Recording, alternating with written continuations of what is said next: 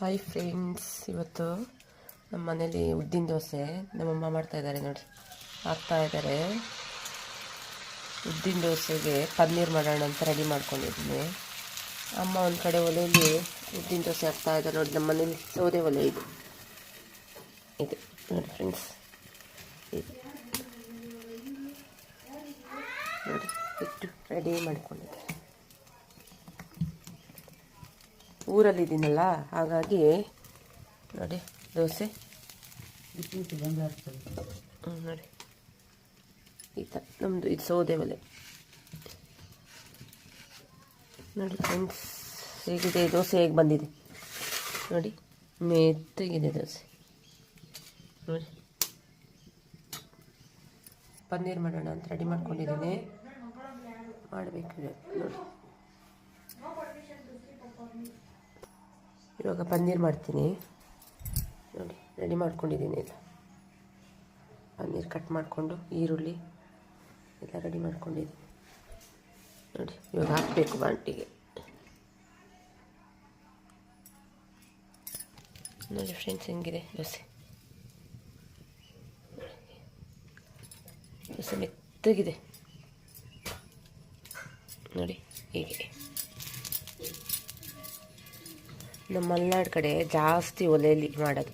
Stove ಇದೆ, ಒಲೆ ಇದು ಇದೆ, ಇದರಲ್ಲಿ ಜಾಸ್ತಿ ಮಾಡೋದು. ಒಲೆಯಲ್ಲಿ ಹಾಕಿಲ್ಲ ಅಂದರೆ ಆಗೋದೇ ಇಲ್ಲ ಫ್ರೆಂಡ್ಸ್. ಚಳಿ ಅಲ್ವಾ ಜಾಸ್ತಿ ಕಡೆ, ಹಾಗಾಗಿ ನೋಡಿ.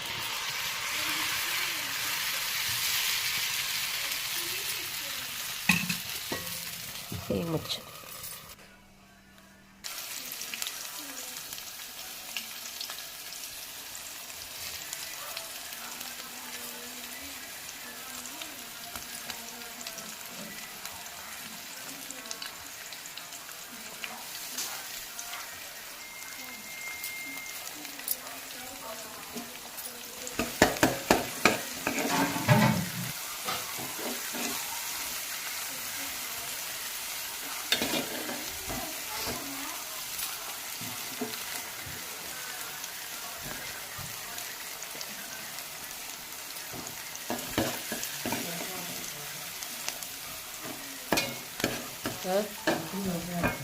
ಹಶುವಾಯಿತು ಪಾಪ.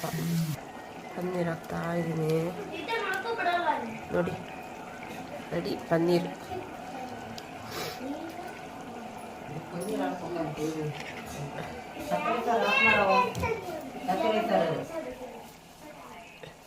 ಕೊತ್ತಂಬರಿ ಸೊಪ್ಪು ಹಾಕ್ತಾ ಇದ್ದೀನಿ.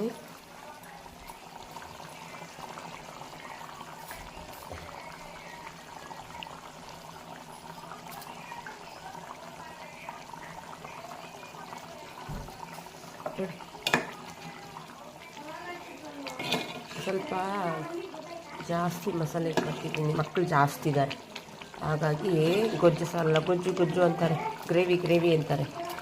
ಹಾಗಾಗಿ ನೋಡಿ, ನನ್ನ ತಂಗಿ ಮಕ್ಕಳು ಎಲ್ಲರೂ ಇದ್ದೀವಿ, ಹಾಗಾಗಿ ಸ್ವಲ್ಪ ಗಟ್ಟಿ ಮಾಡಿಲ್ಲ, ಸ್ವಲ್ಪ ಈ ಥರ ಮಾಡಿ ದೋಸೆ ನೋಡಿ friends. Paneer ready.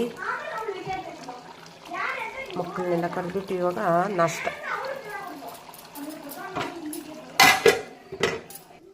Friends paneer dosa ready ನೋಡಿ ಫ್ರೆಂಡ್ಸ್.